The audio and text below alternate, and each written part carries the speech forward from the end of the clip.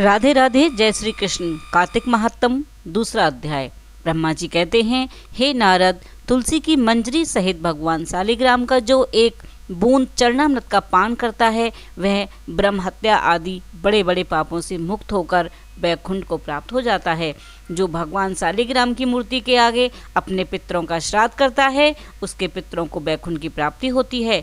जो भगवान शालिग्राम की मूर्ति का दान करता है उसकी समस्त पृथ्वी के दान का फल मिलता है, परंतु शालिग्राम की मूर्ति बेचनी नहीं चाहिए। विष्णु भगवान का पूजन शंख के जल से और शिव भगवान का पूजन बेलपत्रों से, सूर्य भगवान का पूजन तुलसी से, गणेश जी का धतूरे के पुष्पों से तथा विष्णु भगवान का केतकी के पुष्पों से, शिव का कनेर कमल को छोड़कर किसी लाल पुष्प से पूजन नहीं करना चाहिए।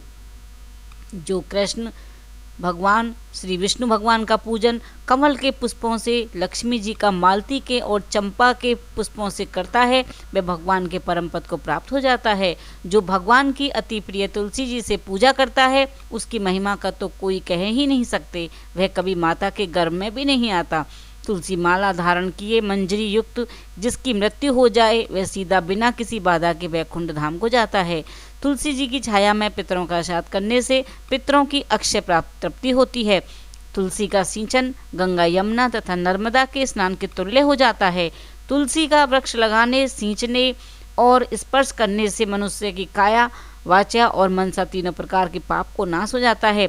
जो मनुष्य आंवले के पत्ते और फूलों से भगवान का पूजन करता है तथा आंवले के वृक्ष के नीचे बैठकर भगवान का पूजन करता है उसको सोने के फल और पुष्पों का फल प्राप्त होता है।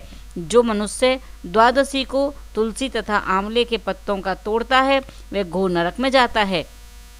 जो मनुष्य कार्तिक मास में आंवले के फल, तुलसी और गोपी चंदन की माला धारण करता है वह जीवन मुक्त हो जाता है। इस प्रकार व्रती मनुष्य को स्त्री हो या पुरुष हो भोजन करके चंदन, पुष्प, पान और दक्षिणा से ब्राह्मणों को प्रसन्न करना चाहिए।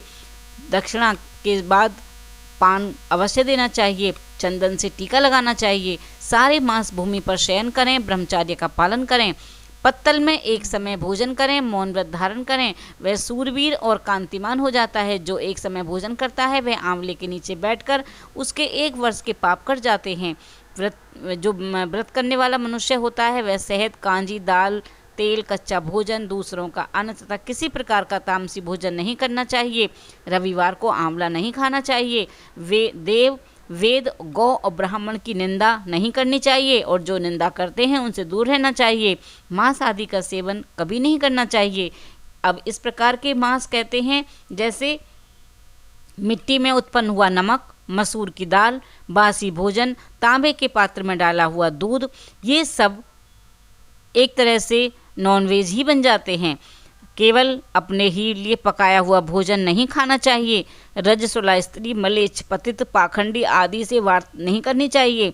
इन तिथियों में इन एक एक चीज़ों का भोजन नहीं करना चाहिए। एकम को पेठा, दूज को बैंगन, तीज को पृथ्वी का फूल, चौथ को मूली, पंचमी को बेलफल, छठ को कलिंदा, सप्तमी को आंवला, अष्टमी को नारियल, नौमी को जंगली घिया, दसवीं को परमल, एकादशी को बेर, द्वादशी को मयूर, त्रयोदशी को पान, चतुर्दशी को या अमावस्या को और पूर्णमासी को नारी का साग नहीं खाना चाहिए।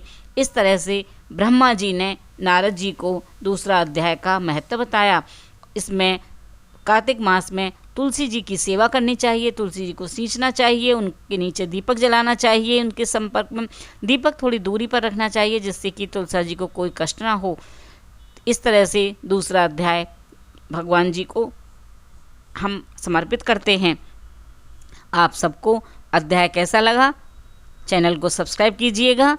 कार्तिक मास की सभी वीडियोस देखने के लिए चैनल पर विजिट कीजिएगा। आपको कार्तिक मास से जुड़ी हुई त्योहारों से, रीति रिवाज, परंपराओं से जुड़ी हुई बहुत वीडियो मिलेंगी। धन्यवाद। जय माता दी। जय श्री राधे।